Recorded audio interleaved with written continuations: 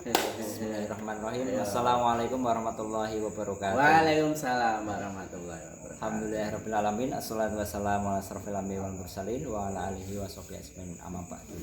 Ketemu lagi teman-teman sekalian di acara kita ngobrol-ngobrol bincang-bincang di Gandrung Official. Gas terus. Nah, kali ini kita kedatangan tamu kita yang sangat spesial sekali, yang sangat fenomenal sekali, yaitu Pak Nanang Ahsani. Ya, Masya Allah, tepuk tangan untuk beliau.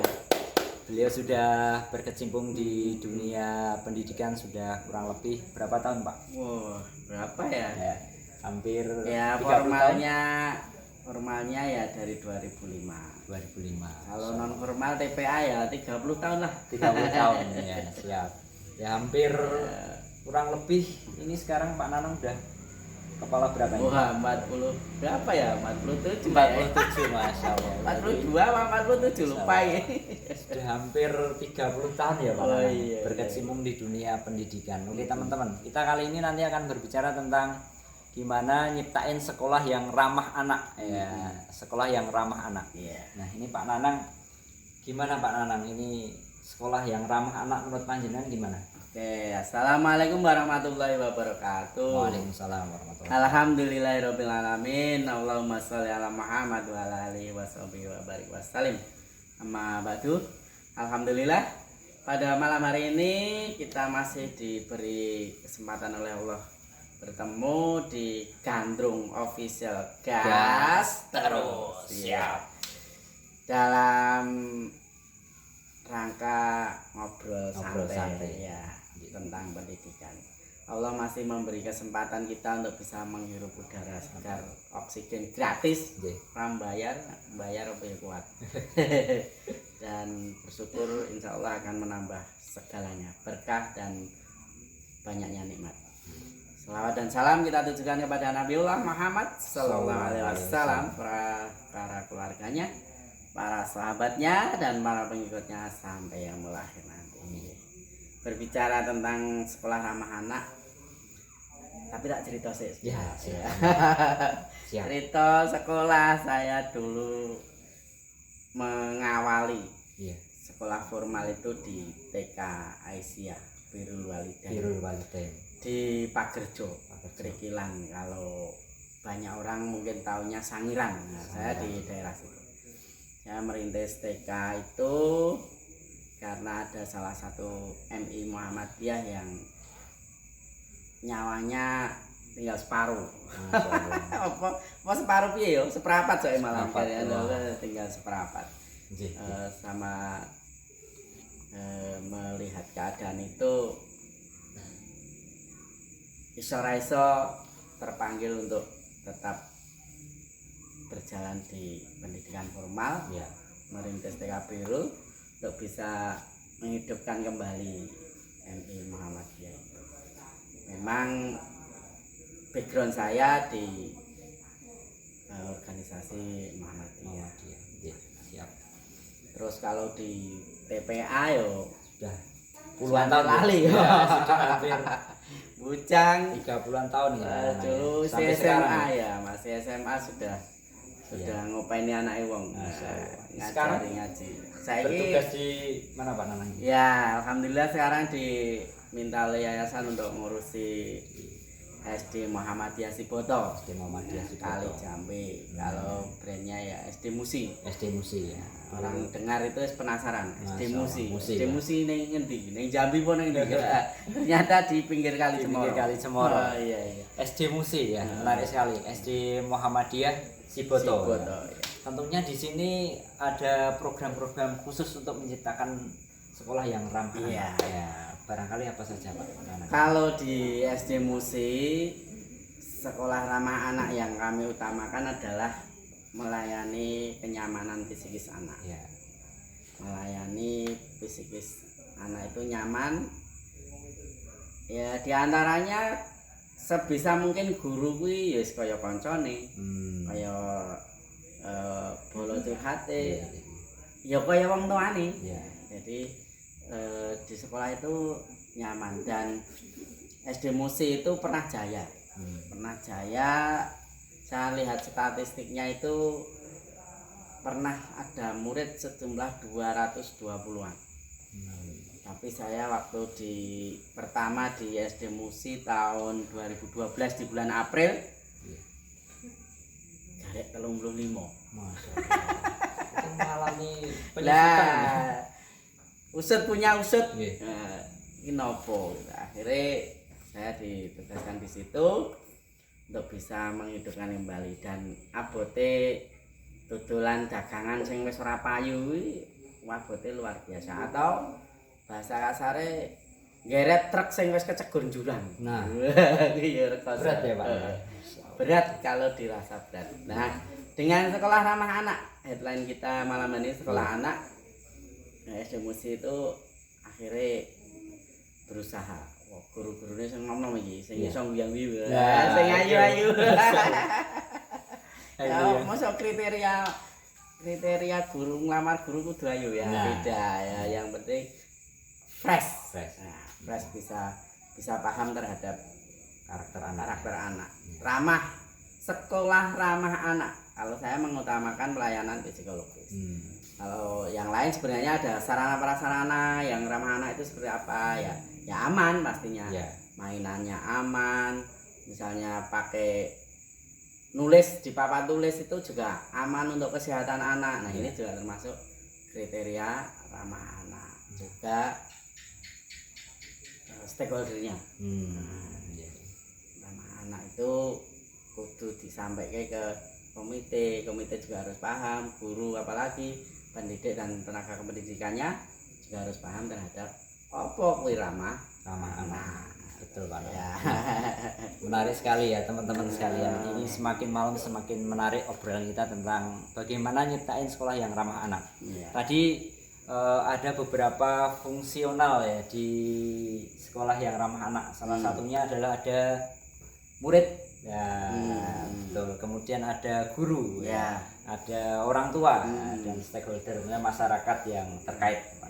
Nah, ini tentunya untuk menyambungkan ini susah ya Pak Nanang ya. Gimana sih solusinya Pak Nanang untuk menyambungkan ini? Ya contohnya saya sama Mas Arif Lutfi. Kan bolo bal-balan jadi. Ketemu di sini. Wah, ini jenenge tambah raket, tambah ceket, tambah cedak. Kenapa kok iso tambah cedak? Karena sering komunikasi. Walaupun guru anan misalnya. Karena sering ketemu, karena sering ngobrol. Nah, sinergi inilah yang kita terapkan sama guru itu sama orang tua murid juga harus sering komunikasi.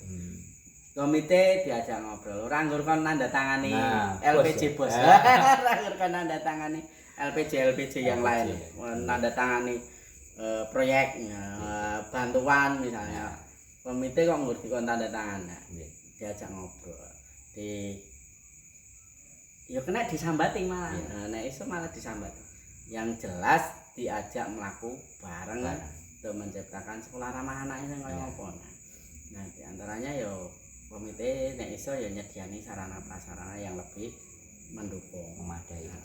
Luar biasa ini Pak Nanang. Kemudian ini Pak Nanang, Munifotip ya Pak Nanang. Itu ada bukunya gimana Pak Nanang? Oh iya. Untuk saya pernah ikut pelatihannya juga sih Pak Munifotip itu. Terkait dengan gurunya manusia. Saya sing seneng baca itu di buku gurunya manusia. Karena disitulah akan muncul hadir sekolah ramah anak. Di antaranya guru itu harus paham, termasuk orang tua juga harus paham bahwa anak itu bukan robot. Guru juga harus paham bahwa belajar itu proses. Guru juga harus paham bahwa ilmu berkembang terus, makanya wajib sinau terus. Kudu belajar tidak boleh berhenti. Karena mendidik anak variatif, ora enek rumuse. Kudu kreatif, kudu inovatif dan ikhlas pastinya. Seperti sebenarnya Rasulullah itu sudah memberi contoh pendidikan ramah anak ini seperti apa. Waktu itu Rasulullah sholat. Putune nyedak, pas sujud putune nyedak numpaki punggungnya Rasulullah. Nah, ini pendidikan ramah anak. Nah, pendidikan ramah anak. Rasulullah tidak menurunkan putune, cucunya tidak ditarik. Iya. Cucunya tidak dimarahi setelah sholat, tidak. Tetapi Rasulullah melamakan sujudnya, malahan melamakan sujudnya, membuat putune kuwi tambah nyaman. Ya Allah, tambah penak. Nah, ini wis salah satu pendidikan atau salah satu contoh sekolah ramah anak, mendidik anak dengan sebaik-baiknya. Karena apa? Trauma anak itu hilangnya lama. Suwe mengobati bocah sing wis kebacut luka. Nek wong dewasa luka hatinya. Apalagi angel dalam ya, apalagi dalam ini. Pernah dijewer gurune kelingan terus. Betul Pak Nanang. Jadi Rasulullah wis nyontoke, malah sujudnya dipanjangkan. Dipanjangkan. Ini contoh. Ya, tadi menarik sekali tentang anak itu bukan robot. Ya, anak itu bukan robot. Anak itu bukan robot. Untuk menciptakan sekolah yang ramah anak, tentunya jangan jadikan anak itu sebagai robot ya Pak. Maksudnya gimana? Jadi banyak guru. Oh iya. Apalagi orang tua. Nah, orang tua ini karepe nyekolahke anak kuwi mulai rampung sekolah atau mulai sekolah kuwi dadi anak saleh. Seragam ngajine, seragam salate. Wah, karepe wong tua kan kayak gitu. Karepe wong tua didesain sesuai dengan keinginan orang tua. Begitu pula guru kadang juga banyak seperti itu. Pengen mendesain anaknya kuwi kaya karepe gurune, padahal kemampuan anak, kecerdasan anak, faktor-faktor yang lain itu banyak yang menjadikan anak itu nanti pengen seperti apa. Ya memang pendidikan itu adalah proses untuk mengarahkan anak untuk kalau di Islam ya menjadi soleh. Kalau di lembaga-lembaga pendidikan umum ya jadi anak pintar, ranking siji. Ya itu proses. Tetapi tidak ada anak yang IPA-nya juara, matematikanya juara, IPS-nya juara, olahraganya juara, gambarnya juara, ora enak. Hafalannya jos, belum. Tidak ada yang sesempurna ini. Dan sekolah ramah anak itu tidak boleh membedakan siapapun, karena diskriminasi. Mbah kuwi ABK, mbah disabilitas, mbah bocah pinter, mbah ya ditampa. Nah, kalau di tempat kami siapapun yang mendaftar saya terima. Bahkan ini ada anak ABK di sekolah saya itu ABK dan tidak dideweke, orang dideweke, ojo dideweke malah. Kenapa? Itu nanti akan membuat anak lebih drop. Wis duwe kekurangan, malah dicetak-cetake. Wah iki cah anu kok, dicetak-cetake lah. Yang bener dibaurke. Dijak komunikasi sosial yang sebenarnya, senyatanya. Dan anak ABK itu apapun bentuknya wong kuwi wis juara. Wis juara. Kenapa? Wis iso mengalahkan benih di rahim ibunya itu, benih berjuta-juta, dia yang menang.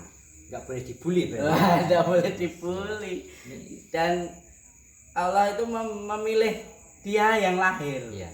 Dia yang lahir, wis spesial pokoknya. Ngono kok malah di dewek-deweke, enggak boleh. Makanya saya yakin siapapun yang mendaftar di sekolah kami, siapapun yang menjadi murid kami itu pasti punya spesial. Punya kelebihan, punya istimewaan. Mbah kuwi opo wujude pasti punya keistimewaan. Yakin kata itu. Lahir wis kena juara. Setiap anak pasti punya keunggulan. Potensinya dewe-dewe. Sudah mengalahkan ribuan sperma yang lain. Iya, wis bibit liyane wis tendangi dhewe wis menang juara kok. Mau di dewek-dewek kamu iso. Ya, tadi menarik sekali ya tentang anak yang ABK ini. Pak Nanang di sekolahnya enggak menyendirikan. Padahal rata-rata di sekolah lain dibuatkan kelas khusus. Nah, kelas inklusif. Bahasanya kelas khusus. Itu kenapa Pak Nanang? Ya, karena memang saya berpaham sekolah ramah anak itu yang paling utama adalah kenyamanan psikisnya.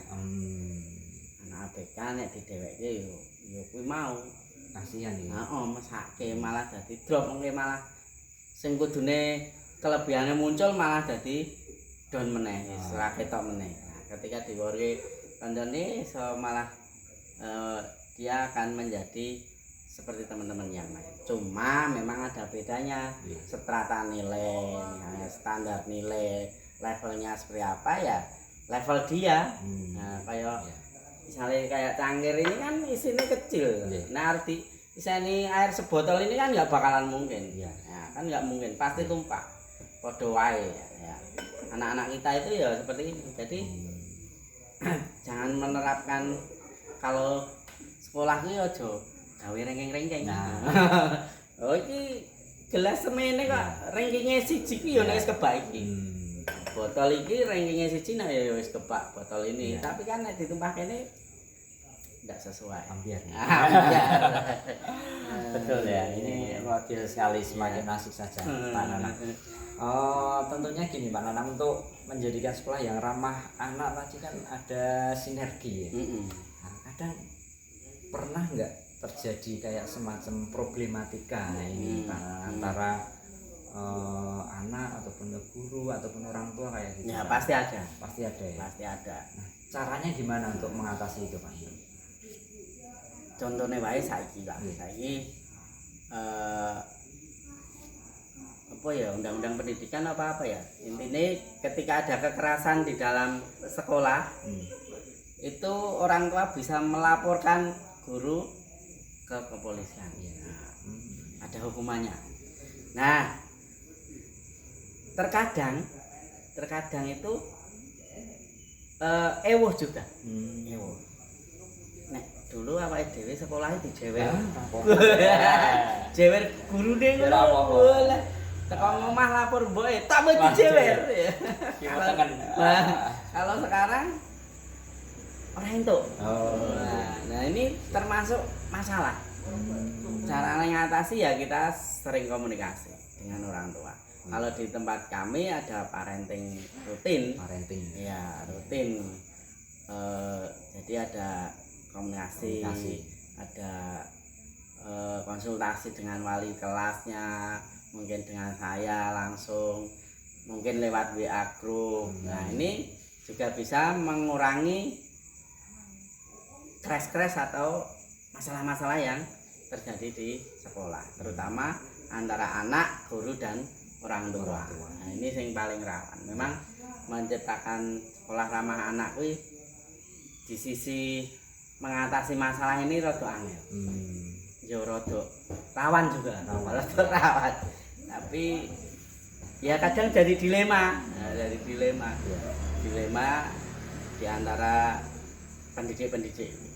Kadang arep keras wong sekolah ramah anak ki ora kaya ngono kuwi. Tapi nek ora di keras jarene ora. Nah, ya bahkan orang tua yo cara mendidik anak pun banyak yang tidak ramah. Contohnya Pak Nanang? Iya, mau dia nek Jawa nek sing muni kranjengan. Iki. Kranjengan. Anak nakal, anak bandel lah. Itu kan wis membuli. Carane kasare cara bahasa ngetrene saiki itu membuli. Akhirnya anak jadi minder Pak. Pesimis. Ora itu nek sisi negatif yang lain malah cari perhatian di luar. Bahaya nih. Malah menjadi hal negatif ya di luar. Malah di luar cari perhatian orang lain. Di rumah seneni terus. Akhirnya metu sing dibahas sekolah ramah anak tapi di rumah tidak ramah anak. Berarti harus ada sinergi juga di rumah. Makanya kita ada pertemuan wali murid dengan guru, wali murid dengan praktisi pendidikan, wali murid dengan psikolog. Nah, itu kita kita terapkan supaya tidak terjadi sekolah yang tidak ramah anak. Memang kalau di sekolah kami fasilitasnya untuk fasilitas fisiknya masih sangat minim, tetapi kami memang mengutamakan kenyamanan psikis di sekolah kami. Luar biasa sekali. Nah, ini tadi tentang hubungan dengan para orang tua ya, kemudian stakeholder ya Pak Nanang. Ya. Ini terkait dengan hubungannya dengan anak ya. Gimana sih membangun yang ramah dengan anak ya? Seperti apa Pak Nanang? Ya kalau guru, Ya, ya misalkan. paling gampang misalnya guru. Ya, Ya anak itu sering disapa. Sering dipuji, sering dilihatkan kelebihannya. Lutfi gantengnya. Lutfi walaupun bejimu 6 sesuk butuh 8. Jadi dimotivasi, dilihatkan kelebihannya. Kowe iso wele, kamu bisa, kamu pasti bisa. Terus sering di ini. Walaupun tanda petik nakal. Wah ya Allah, Mas Lutfi kok naik meja. Wah yo besok jadi anak soleh, jadi peselat ya. Orang ngerti arani nakal. cenderung nakal lah, pecicilan tenan gitu. Bahasanya kok malah ora cetha gitu lah. Jadi kalau misalnya naik meja, Iya. disapa dengan baik nanti malah lebih anak itu akan lebih mengenal. Betul Pak. Weh si ganteng ngapain naik meja nanti naik mejane sempal ya misalnya. Ora kok lah nakal petakilan wae to le sekolah kene metu apa piye. Malah jadi efek negatif nih. Dari sekolah ramah anak. Karo anake ora iso ngomong. Luar biasa sekali. Ini tentang hubungannya berarti lebih ke arah komunikasi ya sama anak Pak Nanang. Komunikasi. Nah, ini Pak Nanang kan ada program khusus ya Pak Nanang untuk menciptakan sekolah yang selalu ramah anak itu. Iya. Dengarnya juga ada kelas akselerasi Ya, akselerasi tahfidz ya Pak Nanang. Ini salah satu cara untuk menumbuhkan sekolah yang ramah anak di bidang agama. Ini sangat penting sekali tentunya untuk orang tua ya. Nah, gimana Pak ini Pak? Nah untuk kami, saya pribadi memang terbiasa muncul ke produk nyeleneh unik. Yang beda dengan yang lainnya. Teko-teko jenenge malih. SD Muhammadiyah Siboto kok Jadi saiki SD musik. SD musik iki ning endi ki ning Jambi apa ning endi? Terus yang kedua kami mulai mendesain ruang itu dengan rumah tradisional. Ini sudah ada satu ruangan rumah Jawa. Jadi wong nonton nih Jawa. Wah SD musik sekolahan kok omahe kaya ngono berarti SD musik. Nah, juga di kelas tahfidz. Kami juga dalam tanda petik nyeleneh. Program nyeleneh ini. Kenapa? Karena memang SD target selesainya lulus itu nanti minimal 6 juz. 6 juz. Kan yo nyeleneh biasa. Kayak pondok misalnya. SD kok bisa 6 juz? Kan rata-rata SD Al-Quran kadang ada yang ini ya. Kadang nek sing urung iso maca. Al-Quran lulus SD. Ya, nah. Jadi dengan program-program nyeleneh iki lagi dirungokke wong ngono. SD kok akselerasi. Nah, setahun apa petang tahun lulus ya. Dikira ngono. Iya. Ternyata akselerasi tahfidz. di bidang tahfidznya. Tahfidznya. Jadi jamnya ditambah agak panjang. Nanti untuk materi kurikulum dinasnya kita buat seringkas mungkin tetapi mengena semua materi dan tidak ketinggalan materi kurikulum dinas itu juga wajib. Ya, juga wajib. Jadi tidak mengurangi, cuma tahfidznya agak lama. Jadi dari jam 7.15 sampai jam 11. Nanti setelah itu kurikulum dinas sampai jam 13.30. Masya Allah. Ya kok sekolah kok kaya ngono diplek to. Nah, ya tadi kembali kepada sekolah ramah anak tadi. Kadang ngaji hafalan itu tidak di kelas, dijak ning sawah bisa, dijak ning kali kan. Kebetulan dekat kali. Nah, SD ini dekat kali. Bisa di luar bisa dibuat senyaman mungkin. Bahkan digawe seneng. Nah, digawe seneng. Jadi tidak hanya di kelas saja pembelajarannya Pak. Ya, terutama yang tahfidz itu gen ora mbosen ya. Jalan-jalan ya carane. Piye carane. Dan ustadz-ustadznya sudah ngantongi Sertifikasi ya. ijazah, sertifikasi, guru Bersanad tahfidz, ya guru tahfidz. Jadi sudah ada yang punya sanad juga, sehingga metode-metode yang diterapkan itu tidak akan membebani anak. Iya.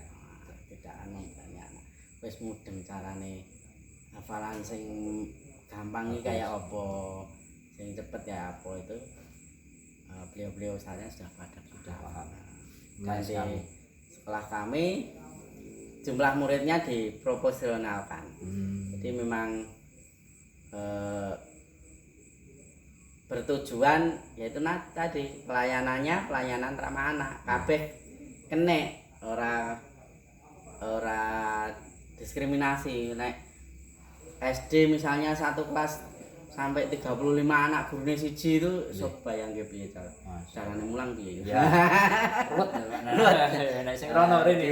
Sekolah kami satu kelas hanya maksimal 15 untuk kelas reguler, 10 untuk kelas akselerasi. Jadi satu guru, karena saya itu dulu praktisi TPA, bahkan kurikulum TPA ini aku serada apal.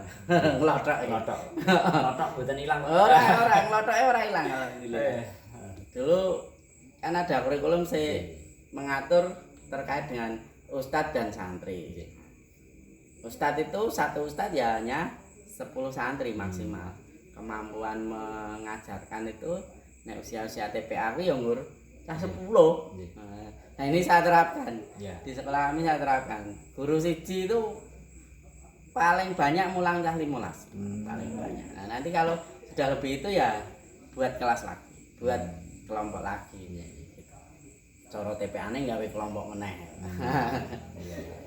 Jadi lebih mengedepankan kenyamanan. Dan semua dilayani. Apa wae dilayani. Ini salah satu bagian dari pembelajaran yang menyenangkan.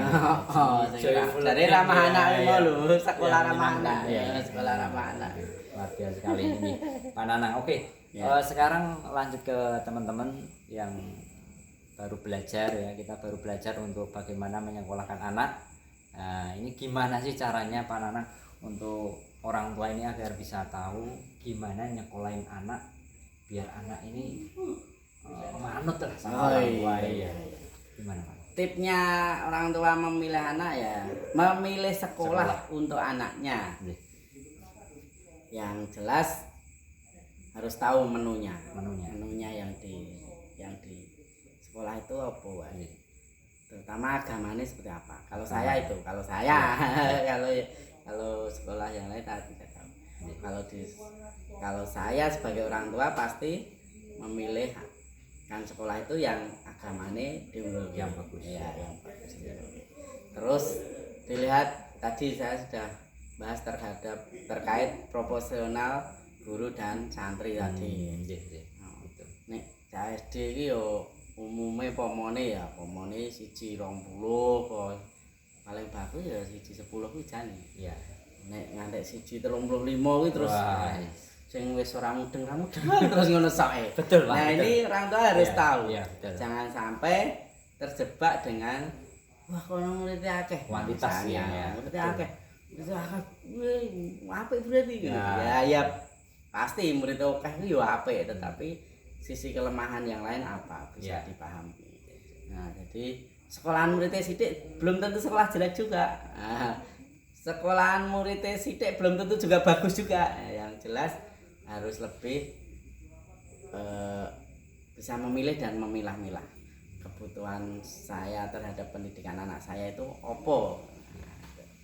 Ini pernah nggak Pak Nanang ada kisah yang menarik ini untuk bisa menjadi ibrah tentang anak didik panjenengan yang barangkali menjadikan inspirasi? Oh iya, nah ini saya di SD ini tapi sekarang sudah lulus anaknya.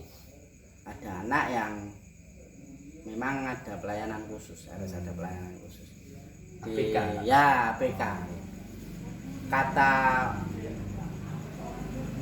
lingkungan dan lain-lain itu kudu sekolah sekolah khusus, sekolah khusus. Nah, orang tuanya kebetulan ke SD Musi, tanya-tanya, ngobrol dengan saya.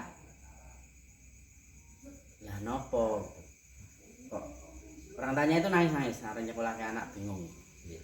Karena anaknya keadaannya seperti itu. Anaknya itu diantaranya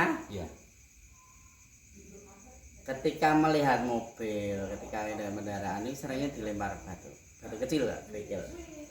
Yang kedua, ketika ada bu guru, sing disenengi bu guru, diangkat bloknya.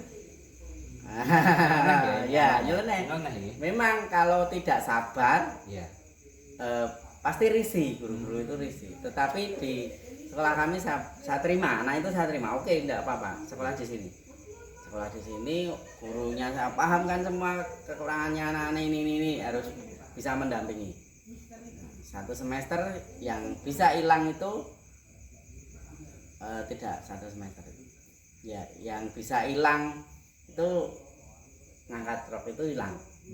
Kenapa? Karena dipaham tidak baik, tidak sopan, harus ini, kalau ketemu gurunya harus seperti ini. Ternyata paham. Terus ngelempar ini juga tidak boleh, ngelempar ini nanti akibatnya seperti ini, dipahamkan. Ternyata paham. Orang ngerti seneni.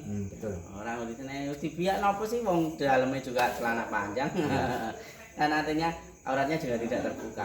Betul. Jadi dipahamkan melayani anak.